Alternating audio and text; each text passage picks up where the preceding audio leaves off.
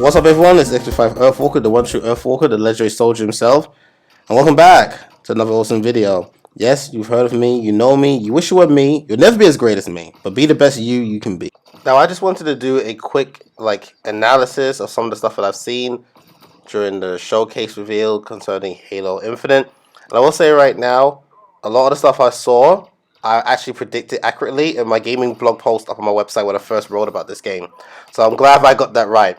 As Universe's ultimate strategist, and no, that's not self-professed, you can expect a trustworthy analysis from me, and not like those who are not authoritative, unqualified, to just giving their opinion, or they're just PlayStation fanboys. I like to give it what I see, and if I think something's not good, I'm going to say it as it is. And if I think it is good, I'm going to point that out as well. So, let's just take a look at what we have here. Now, what I really liked is how this went straight from a cutscene straight into gameplay. Like, it went really smoothly and really fast. Look at that. Now, this is what we expect from the next-gen consoles. We expect reduced loading time. We expect things to be smooth and cut nicely. And that is what we got here. Now, first things first, before we go any further, I don't have no script. I don't like to do scripts. I like to just talk right off the bat. So if you hear stuttering or you hear me use the wrong word in the wrong place, whatever, it just comes with it. And I am loving what I'm seeing so far. Now, look at the HUD. You can see the gun batteries. That looks like maybe it's health, or maybe it's just an objective list. Judging from the HUD right now, I can see what looks like, well, for right bumper, a flying type of grenade. Now, it could be you throw it, it cuts through the air smoothly. Maybe it travels in a straight line for where you throw it. Like there's no trajectory. Like with gravity, you throw a grenade and it comes down.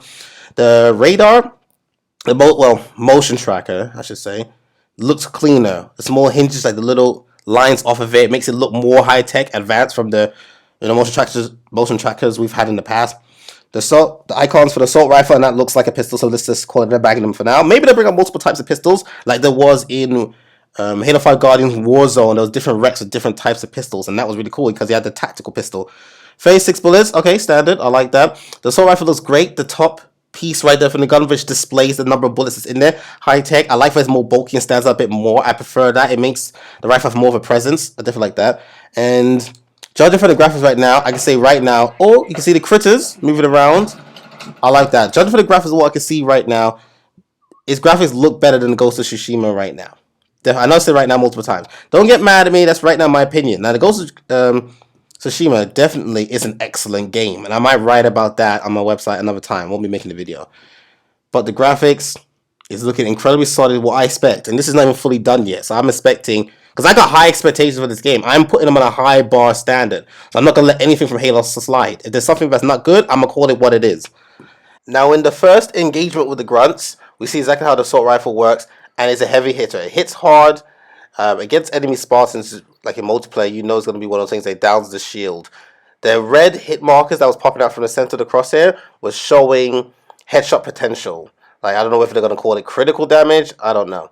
But it shows that the assault rifle has headshot potential, doing bonus damage, and it sounded strong. Like, since it's the main weapon of the UNSC, it was there since Halo 1 and everything, you want that gun to be strong. You want it to hit hard, and that's what they're doing here. So, obviously, its headshot potential is not going to be on the same level as, like, the marksman rifles, the tactical rifles, like the DMR from previous Halo games and stuff like that. But I guess this game is promoting aiming for the head in specific spots. I like that. Next, we get to see the Master Chief jump into a Warthog. Now, this is the standard traveling vehicle. Turn on the top. So, I'm getting co-op vibes. They better do that. I mean, Halo 5 messed up with that. Local co-op is a Halo tradition. It must be there. Now, as you just saw right there, the Warthog's got some drift skills on it. So, gamers who've done some racing, racing games and stuff like that. Plus, Halo 5 with Forge mode, you can actually make race tracks and use Warthogs and Mongooses. Expect, some mad turns to come in, slide, maybe to knock over your enemies. I like that drift that it did. Maneuverability, I mean, it's got to be mobile, right? That I do like. Now, this part got me a bit excited. I like maps. I always go into detailed maps. I believe maps should give you tons of information. Otherwise, what's the point of a map? A simple route is nice, but as we predicted, also in the blog post, because we're saying that Halo Infinite is going to be, lots of open world attributes and stuff like that, you're going to need an excellent map. Some games don't have great maps, but when we looked at this map and we saw all that stuff on it, we saw it highlighted and showed you objectives. We saw that It shows exactly where you are. And what we found very interesting is that there is a button for player. Now, if it's single player, you don't need a button like that. You probably can have something that brings you back to the location of your marker. But when it says player, again, that's giving us co-op feelings. That is suggesting co-op. Player, and then you'll be able to navigate between the players that are there in the world with you. That is what it's suggesting to us. We could be wrong, but we hope we got the co-op thing down for sure. Now, what we also like is when you look at the map, the detail in it is so heavy. With the lines and markings, you can tell which parts of the land is elevated. You can see from the hills, the mountainous areas, it shows the height, of it. And the fact that it's black and blue, it goes so well, looks nice. Kind of like, like the ocean when it gets dark and stuff like that. So it's a beautiful design. It just shows the terrain nicely. You can see whatever it is clearly, the objectives. It's an excellent map. And a game like this that goes into details and everything and tactics, you need a deep, detailed, very good map. And we're liking what we see right now. I mean, how can you look at this and say it is not a good map? It definitely is. Now, we did notice from the Warthog in this scene that there seems to be a bit of air control. Like, the Warthog tilted a bit back, stabilized, and landed more flat. We liked that for sure. Now, as you can see from here, suicide grunts are back. The vehicle runs over smaller enemies like jackals quite easily. So a rifle put in work. Melee would seem to work exactly the same. The pistol has good headshot precision and just takes them out once you get the clean shot. Now, the question of whether the pistol will be the best, head precision shooting weapon, we don't know. There are other guns that did outclass it, but back in Halo 1, that was like the original head popper. And what we did like was how this elite rolled. Now, that was cool. Now, we know they rolled to evade grenades and that stuff, but this elite just rolled of its own accord for mobility and maybe positioning purposes. We like that. Enemies elites are 8'6".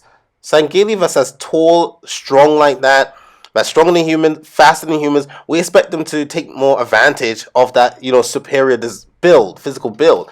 Roll, dodge. I mean, I wouldn't be surprised if Elite just for showing off just did a somersault.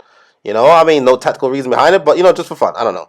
But that is good to see. I want to see the mobility of the elites and just show that, they are the real soldiers of the enemy forces, the ones you got to take, if not maybe the most seriously.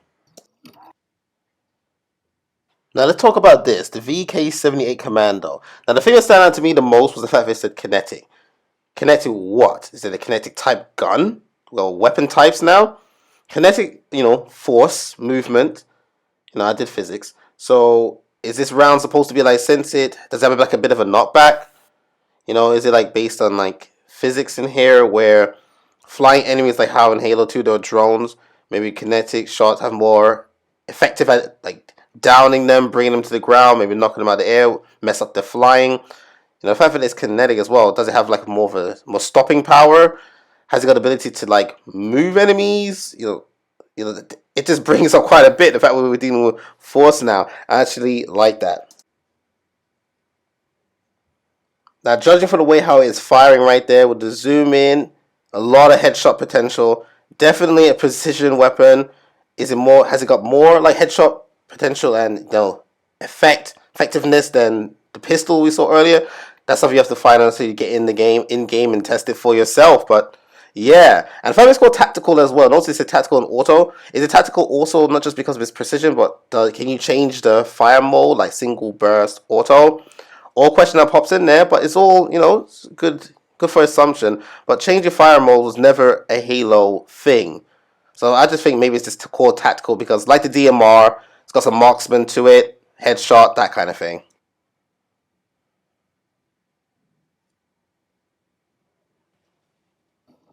Now here's a small change which we like. You get to see now that there's a red light, or you say laser beam, that shows a designated spot where that drop is going to just land in and then it's going to come out from. In the older Halos, it used to just drop out of nowhere, no warning sign, no nothing. So that's added. That's pretty cool. We like that. Instead of ODSTs, we can call them ODSBTs. Orbital Drop Shock Brute Troopers.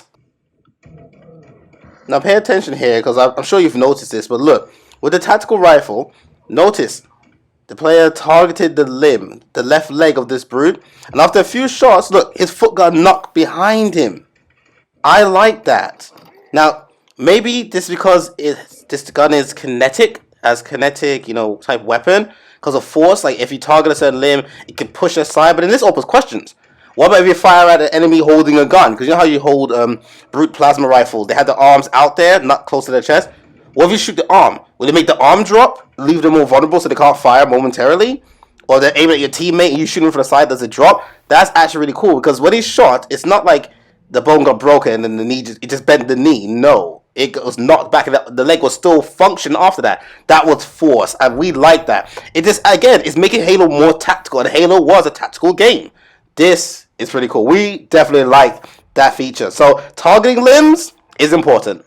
Just pointing this out briefly, but just to say, these dropping shields are back, and as you can see from the hit markers, we can shoot through them. They can't shoot through it, so that's pretty cool. And look, grapple, look, stick, and then watch them go. Boom. I like it. More options. Just wanted to point out this gun called is the Ravager launcher is being described as a plasma. Now there's kinetic and there's plasma. Now the fact is a launcher, we saw how it fired, reminded me of the concussion gun in Halo Reach, and that gun had its uses. It does. Just wanted to point out. Right now, this game is looking amazing. In terms of graphics, and the scenery is environment, I definitely put it above Ghost of Tsushima and other games before it.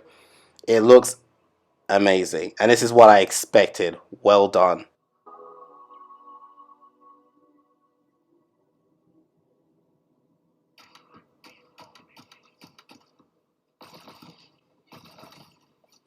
Jumping suicide grunts confirmed. I mean, look at that. He jumped from all the way back there. I don't know if he used the booster, but he just did that.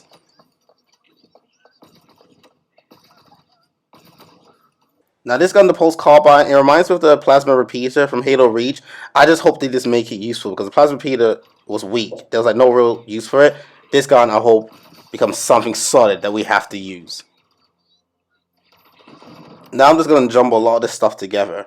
Now this gun, the Mangler, think of it like a futuristic bolt-hock pistol. Single fire, accurate, and powerful. Now this grapple hook, I have to talk about it. This grapple that Master Chief's got, which adds more mobility and gives him more movement, that just makes the fight against Doomslayer way more one-sided than it already would be in terms of combat. I wrote a whole blog post about it, who will win between Doomslayer and the Master Chief, and I showed how actually one-sided it will be for the Chief. And now that he's got increased mobility and his own hook, which is not restricted to just a single weapon, it becomes even more one-sided. So that's something to think about. If you want to see that, go to my website to see the blog post for that. Now you can see what we mean by the Mangler. Just look how it fires. Like, it's good to have a weapon like this, like a pistol-based weapon, that has more emphasis on precision. Like, you gotta land the headshots. As you can see, the grappler, well, I mean, if you can pull yourself to certain locations, why can't you pull things to you? Now notice it knocked out the shields that was on that turret. It got knocked off. So that leave the shooter exposed for like headshots. And the turret works exactly how you think it would work, to gain that fire. Now I hope they make spike grenades more powerful, because from that explosion right there, it didn't seem like it did a whole lot. It takes 2 seconds to explode. I just hope spike grenades become more lethal. Now this was really cool because look at the details here. Notice it's not just called a shotgun, it has a name, CQS4B Bulldog. Kinetic, but that makes you think. So what, are there different types of shotguns in UNSC? Not just the shotgun. Is there going to be multiple shotguns with different range? Because if you look at this fight scene right here, it's got medium range effectiveness. It has a bit more distance than I remember the shotguns from previous Halos. And that is pretty cool. There's going to be another shotgun that's closer range, but far stronger, shorter clip. Lost to find out, but I like this shotgun. Now, just by looking at the design of this little console here, this just, I don't know, it's got me thinking, will we be finding chests and collectibles out here in the open world? Who knows? Now, I truly like the amount of work and detail that's gone into the facial expressions. Like, even when he's talking, look how his tongue moves, like, to make the pronunciation of the words and stuff. That's a lot of detail. And I like these battles where there's like a rivalry. He's not like, I hate you, Spartan scum. He's like, do your best. Come at me. I want this battle. It's like a rivalry kind of thing. And those are great enemies to have. Definitely, for sure. I like the attitude. We like the mentality that this enemy has. It really adds more to it. It makes it look like you're going to have a real battle. It's lead up to something that's going to be epic. Enemy like this is looking for a challenge. So they're going to have a bit of an honor. Like more respect for his opponent, even though he still wants to be the victor and kill them.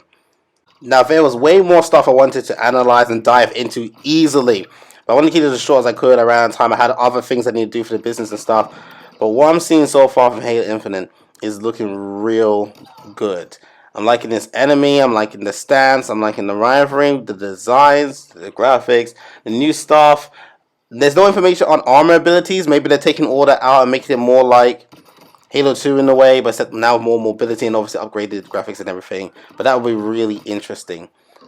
So I'm just going to keep it there for now. Maybe I'll do a blog post typing about it, and I'll get to more stuff I did not mention in this video. Now, Halo Infinite may have an infinite, amount of stuff going on, and maybe truly up there. But there's nothing when compared to the Earthwalk. I'll see you guys around.